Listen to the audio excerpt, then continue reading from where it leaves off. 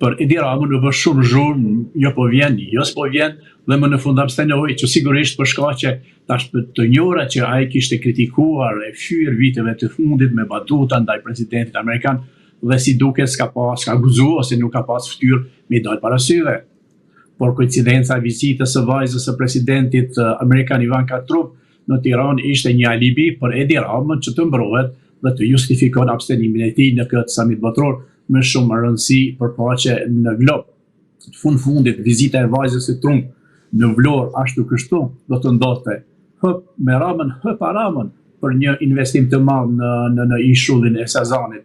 Për mua personalisht ka më shumë peshë që flamuri jon Kuqezi të valoj në një samit botror, i cili si vjet nuk ishte, se sa fotografia me Ivankën në Vlorë, sepse shuminati ishte me pa flamurin e Serbisë në Davos e jo flamurin tonë Kuqezi. Kur është fjala për Shqipërinë, megjithatë presidenti amerikan e ftoi këtë vend të shqiponjeve të jetë pjesë e bordit të paqes, që më pas ju bashkangjitet edhe Kosova, por fatkeqësisht Shqipëria nuk mori pjesë në nënshkrimin e marrëveshjes për bordin e paqes, çka po shihet qartë se kush është pro-amerikan e kush jo. Me bordin e paqes, në një farë mënyre po testohet disa vende botërore se kush janë pro-amerikan dhe për paqe. Pra ju mendoni se batutat e Edi Ramës ato të bëra së fundmi, por edhe vite më parë kur ai deklaronte se presidenti amerikan Donald Trump është një e keqe e njerëzimit, pra që mund ta dëmtojë njerëzimin, por edhe raportet mes Shtetit Bashkuar të Amerikës dhe Shqipërisë, ndërkohë batutat e tjera që kanë shoqëruar me kalimin e viteve kundrejt Trumpit, ju mendoni se kanë pasur atë ndikimin e tyre që Trumpi të mos e kishte të pranishëm tavolinë që të firmoste antarësimin në bordin e paqes? Natyrisht, Vardhe, ne jemi miq, ne jemi kolegë. Nëse ti më fyet, më shan, apo gjitha të zezat mi bën, nëse më fton në një dasme ose më sapir, sigurisht se nuk do të vi. Dhe ketë normale kjo është, jo vetëm kjo, por edhe Edi Rama një dosje nuk e ka aq të pastë me korrupsion, siç e di në aferën në Amerikë. Po, dosja me Gonigal, po. Po, edhe shumë gjërat aty janë grumbullu, dhe kështu që edhe nuk ka qenë edhe vetë Rama e ka pas sas që shtonte na sa është sahati, sa është ora, dhe kështu që vetë ka abstenu qëllimisht. Dhe edhe pritja e vajzës së Trumpit ishte e zbeht, pavarësisht nga forcat, por ato nuk u pa asnjë fotografi ulur si ka hije, sa ashtu ne jemi mësuar Edi Ramën t'i pres njerëzit në gojë, t'i përqafoj, t'i puthë, ato si ka ato të vetat, sigur me Melonin, por kjo Ivanka është një personalitet sa duket është më serioze, më spikatur, dhe fundit ajo ka ardhur për ta zhvilluar vendin tonë Shqipërinë, dhe jo aq edhe për Ramën.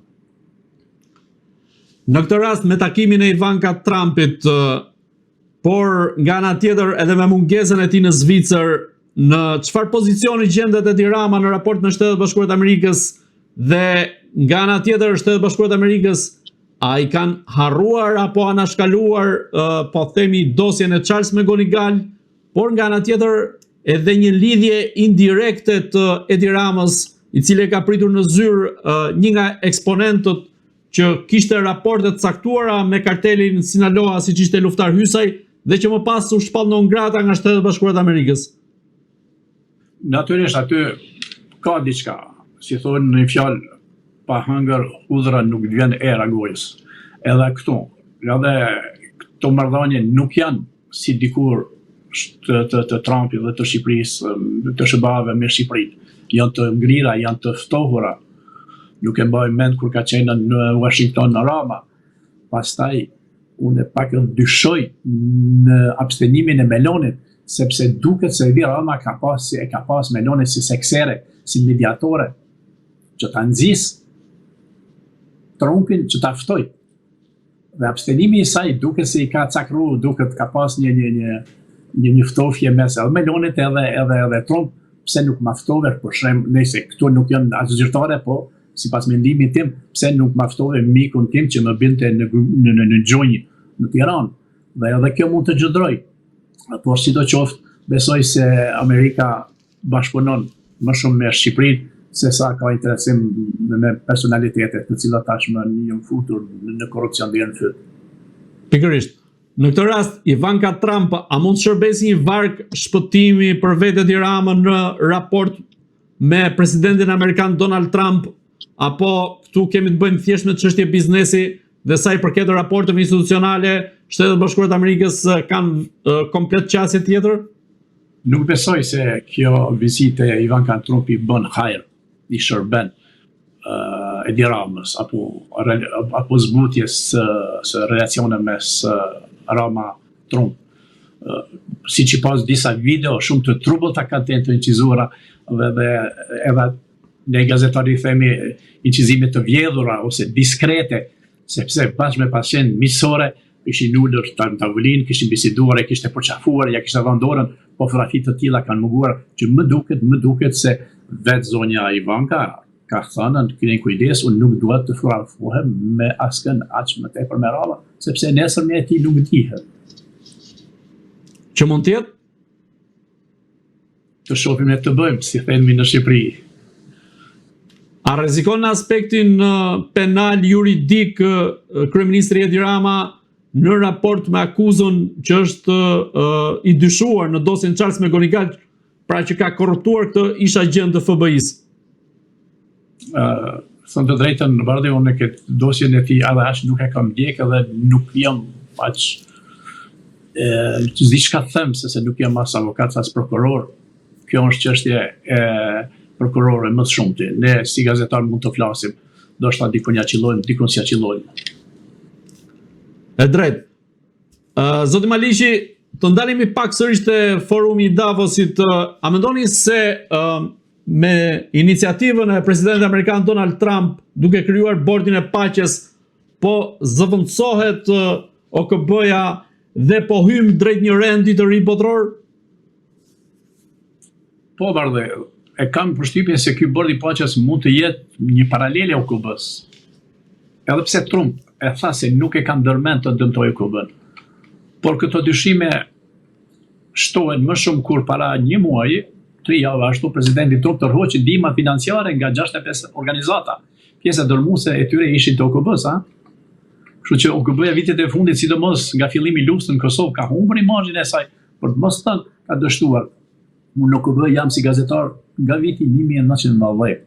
Dhe më kujtohet si sot para 30 vite zhvardi, kur hyra në OKB si korrespondent për media tona, në botë kishim vetëm 50 konflikte, luftra, kurse sot kemi mbi 100 sosh. Atë shtrohet pyetja, cili është roli i OKB-s? Dhe nëse themi OKB, do me thonë organizata e kombeve të bashkuara. Çfarë kombeve të bashkuara? Këto kombe po bëhen copa, luftra, s'pak mbi 100, siç e thash. Dhe kështu që forumi si vjen ekonomi botror në Davos për herë të parë, u bajt pa flamur kuqeze, por megjithatë ishte një lider shqiptar, me një fjalë, me një flamur, me ngjyra të tjera, që shtetin më të ri të Evropës në këtë summit e përfaqësoi në mënyrë të denjtë shqiptarët në Ballkan në summitin botror në Davos, sidomos kur tha se në Kosovë dhe Shqipëri jemi dy shtete aktualisht të ndara, që jemi një komb e që flasim një gjuhë.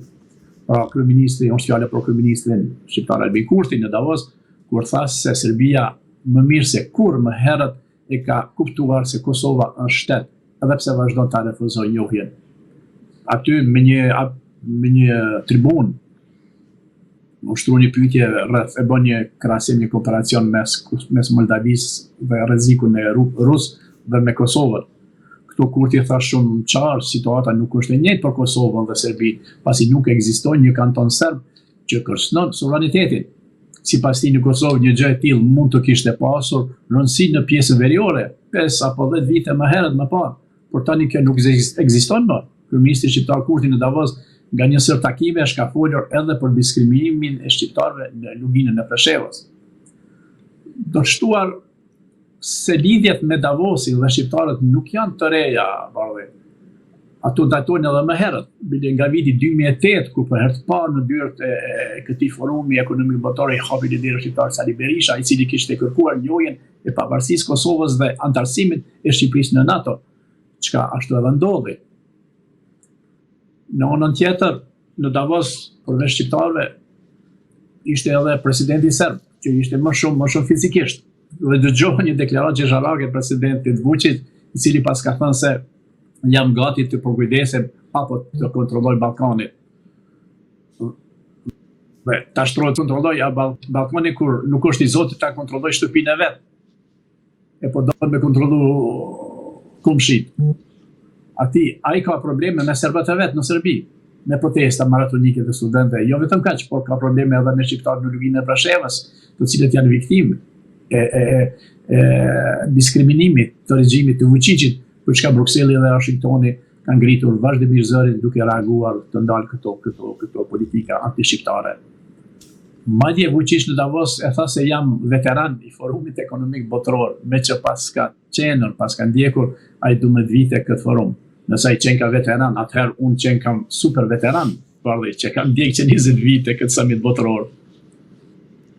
Zoti Maliqi, dhe i pyetja e fundit, a mendoni se tashmë Kosova është një pikë referimi në Ballkanin Perëndimor në raport me Shtetet e Bashkuara të Amerikës, duke u nisur nga raportet që kemi parë mes presidentes Vjosa Osmani dhe presidentit amerikan Donald Trump? Normal, sepse takimi i djeshëm i presidentes së Republikës Kosovës zonjës Vjosa Osmani me presidentin amerikan Donald Trump dëshmoi, përfatsoi, intensifikoi edhe më shumë këto raporte, sepse shumë anketa ndërkombëtare janë bërë se populli shqiptar është aliati më i fuqishëm i amerikanëve. Po ndëgjoj disa po kritikojnë Amerikën me këtë bordin e paqes, por mos harroni se sikur mos kishte qenë Amerika sot Kosovën do ta kishim ende pjesë të Serbisë. Jemi dëshmitar se SHBA-t, pa bekimin e Këshillit të Sigurimit të OKB-s, bombarduan Serbinë vitin 1999 për të ndalur krimet dhe masakrat, gjenocidin dhe çfarosjen e popullit shqiptar. Ju e dini çfarë ndodhi në vitin 1999 kur Amerika bombardoi Serbinë edhe pa bekimin e OKB-s. Pra, por evropianët dhe OKB-n ne nuk do të kishim sot pavarësinë e Kosovës bardhi. Po falë që saj Amerike, sot kemi lirinë dhe shtetin tonë. Kuptohet me kontributin e Rogovës, UÇK-s dhe liderëve tjerë deri tek Albin Kurti me sovranitetin. Dhe kjo për fund do thoja për fund se shpesh na shqiptar bojmë be pasha Zotin, pasha Allahin, pasha Kur'anin, pasha Biblën, po do të ishte mirë të futet edhe kjo pasha Amerikën, nuk është keq, bardhë. Se ne ka shkutuar.